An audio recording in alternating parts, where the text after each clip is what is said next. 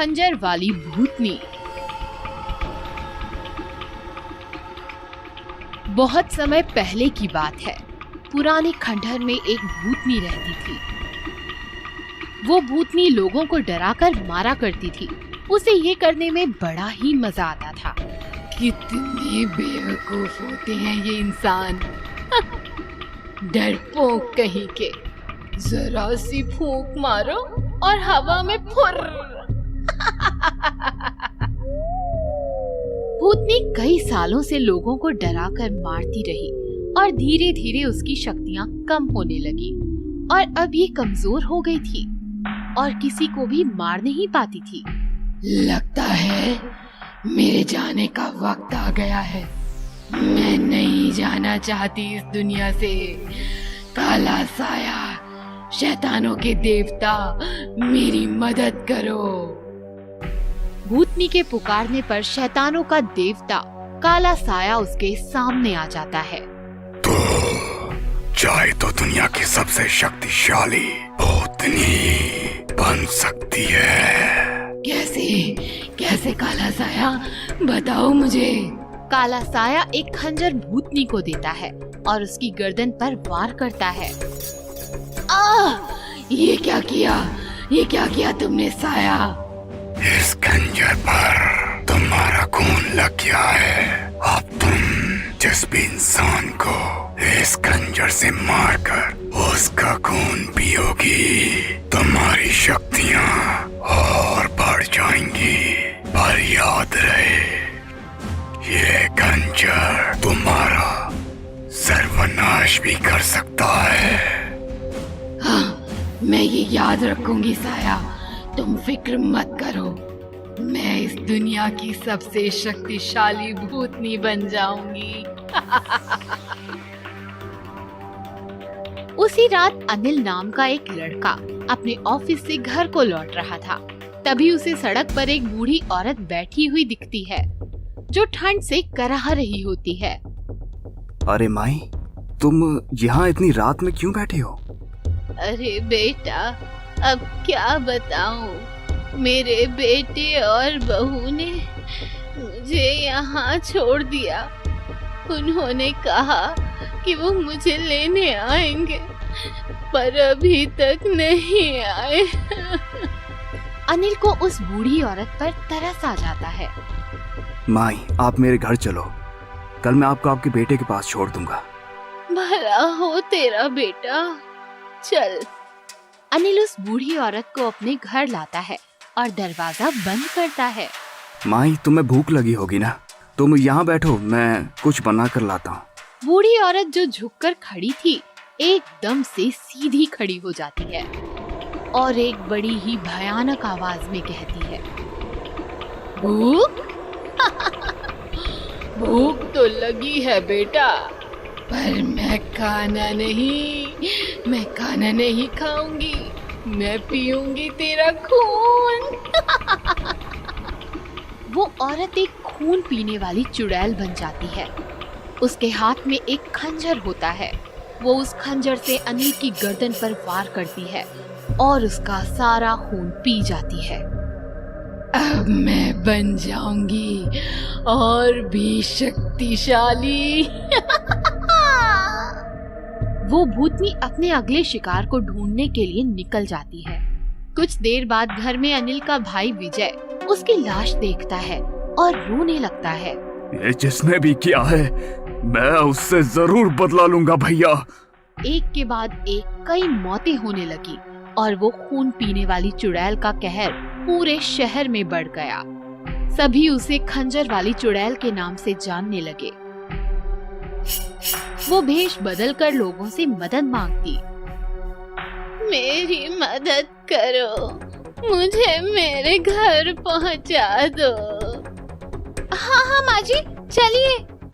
माँ जी, यहाँ तो कोई घर नहीं है। यहाँ तो आगे जंगल है घना। जंगल है तभी तो तेरा खून मजे से पी पाऊंगी। भूतनी अपने भयानक रूप में आ जाती है और उस औरत के गले पर वार करके उसका सारा खून पी जाती है और अपनी शक्तियों को और बढ़ाती है। शहर में अब कोई किसी की मदद करने से पहले 10 बार सोचता था। किसे पता कब खंजर वाली रूप बदलकर वार कर दे। विजय को यकीन हो जाता है कि उसके भाई का खून भी खंजर वाली ने ही किया है। वो एक बाबा के पास जाता है और इस समस्या का हल पूछता है।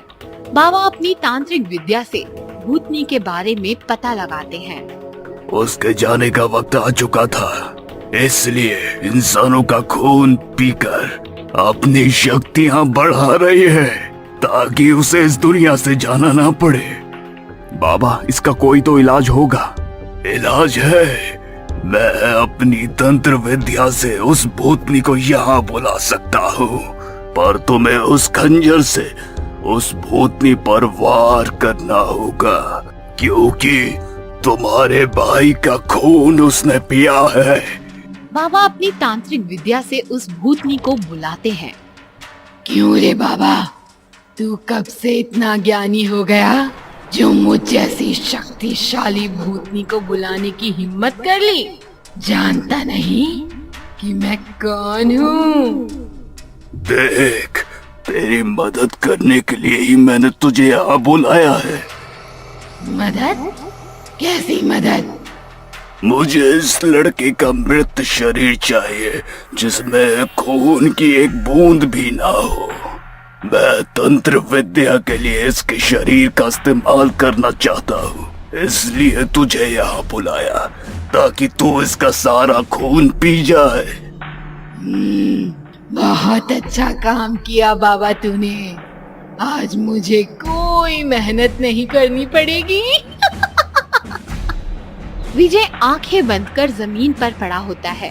भूतनी उसके पास आकर उसका खून पीने के लिए जैसे ही खंजर उठाती है, बाबा मंत्र पढ़कर राख उसके चेहरे पर फेंकता है। बाबा, ये क्या किया तूने? बच्चे, ये क्या किया तूने? विजय भूतनी से खंजर छीनकर उसके गले पर वार करता है और भूतनी के शरीर से जितने भी लोगों का खून पिया था सब बहने लगता है और वो भस्म हो जाती है। इसी तरह विजय बाबा के साथ मिलकर अपने भाई की मौत का बदला ले लेता है। भूतनी का प्यार। राजीव, जावेद और महेश लखनऊ की एक कंपनी में जॉब करते थे। वे तीनों कॉलेज में एक साथ थे और बहुत ही अच्छे दोस्त थे। राजीव, महेश और जावेद बड़े ही अय्याश थे। वे पार्टी करने का कोई भी मौका नहीं छोड़ते थे। एक दिन राजीव का प्रमोशन हो जाता है और वो तीनों पार्टी में जाने के लिए एक रिजॉर्ट जाने का प्लान करते हैं।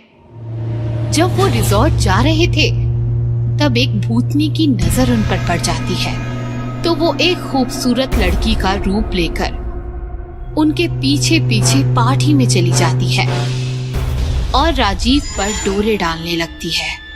उसे देख राजीव उसके पास गया और बात करने लगा। तो उसने बताया, मेरा नाम सुनैना है, मैं आपको बहुत पसंद करती हूँ। अगर आपके पास कभी टाइम हो तो कॉफी पर चलते हैं। इस तरह वो भूतनी राजीव को प्यार के जाल में फंसा लेती है। एक रात राजीव को ऑफिस में काम की वजह से देर हो जाती है, इसीलिए वो अकेला बस स्टॉप पर इंतजार कर रहा होता है। तभी सुनैना वहाँ कार लेकर आ जाती है और राजीव कार में बैठ जाता है। अरे वाह, क्या सही टाइम पर आई हो। वैसे भी आज लेट हो गया हूँ। कुछ देर चलने के बाद राजीव को अचानक से ठंड लगने लगती है। ये अचानक इतनी ठंड कैसे बढ़ गई?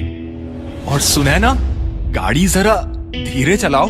लेकिन वो राजीव की बात का कोई जवाब नहीं देती और कार की स्पीड को बढ़ा देती है। इसे क्या हो गया?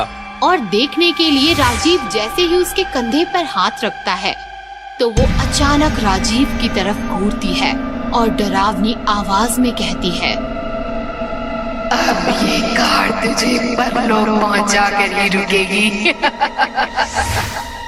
और वो भयानक भूतनी में बदल जाती है, जिसे देखकर राजीव बहुत ही ज्यादा घबरा जाता है और भूतनी के आगे गिड़गिड़ाने लगता है। मुझे जाने दो, तुम तो मुझसे प्यार करती थी, फिर तुम ऐसा कैसे कर सकती हो? ये सजा है, तेरे गुनाहों की सजा। और भूतनी कार को एक बड़े से पेड़ से टकरा देती है, जिससे राजीव की मौत हो जाती है। गिनती शुरू, अब 2 और बाकी हैं। फिर वो भूतनी फिर से एक सुंदर लड़की का रूप लेकर जावेद को भी अपने प्यार में फंसा लेती है और एक रात उसको भी मार देती है। जावेद और राजीव को मारने के बाद भूतनी महेश को जाल में फंसाने की कोशिश करती है, पर अपने 2 दोस्तों को खोने के कारण महेश अकेला हो जाता है और सारी अय्याशियां छोड़ देता है। इसीलिए वो भूतनी एक काम वाली का रूप लेकर महेश के घर काम के लिए चली जाती है, ताकि मौका मिलते ही उसे भी मार सके। काम वाली के व्यवहार को देखकर महेश की पत्नी रानी को शक होता है और वो काम वाली पर नजर रखने लग जाती है। एक रात रानी को घर में कुछ हलचल महसूस होती है। जब वो जाकर देखती है तो काम वाली भूतनी के रूप में बदल जाती है और महेश के शरीर से खून पीने लगती है, जिसे देख रानी के पैरों तले जमीन खिसक जाती है और वो जल्दी से मदद के लिए एक ओझा को बुलाती है। ओझा आते ही हवन शुरू करता है और घर में राख फूकने लगता है। ओम हम ग्रम, ओम हम ग्रम। ए काली आत्मा, इस घर को छोड़कर चली जा। तभी भूतनी बाहर आ जाती है। ओझा, तू मेरे बीच मत आ, नहीं तो तू बेमौत मारा जाएगा। तभी ओझा भूतनी पर राख की पोटली फेंक देता है। उससे उसका शरीर जलने लगता है। बता, तू इसे क्यों परेशान कर रही है? बता। इन लोगों ने मेरे प्यार को छीना है। एक दिन मेरे पति काम से घर लौट रहे थे, तभी ये तीनों दोस्त शराब के नशे में गाड़ी चला रहे थे। ये तीनों इतने नशे में थे कि इन्होंने मेरे पति को कार से कुचल दिया और किसी को पता नहीं चले, इसीलिए सड़क के पास ही दफना दिया। मेरे पति के सिवाय इस दुनिया में मेरा कोई नहीं था। उनके मौत के दुख में मैंने आत्महत्या कर ली और मैं भूत बन गई। इसीलिए ओझा, तू इस पापी को बचाने की कोशिश मत कर। ये कहते हुए भूतनी महेश को साथ लेकर हवन कुंड में कूद जाती है और अपने साथ महेश को भी जलाने लगती है। ये देख महेश की पत्नी भूतनी से माफी मांगने लगती है। तुम इन्हें मत मारो, मत मारो। मेरा महेश के सिवा इस दुनिया में कोई नहीं है। जो कुछ भी हुआ है उसके लिए मैं तुमसे माफी मांगती हूँ। बस तुम इन्हें छोड़ दो, माफ कर दो इन्हें। महेश की पत्नी की बात सुनकर भूतनी को दया आ जाती है और वो महेश को माफ कर देती है। फिर महेश एक बड़ा हवन करवाता है और भूतनी की आत्मा को मुक्ति दिलवा देता है।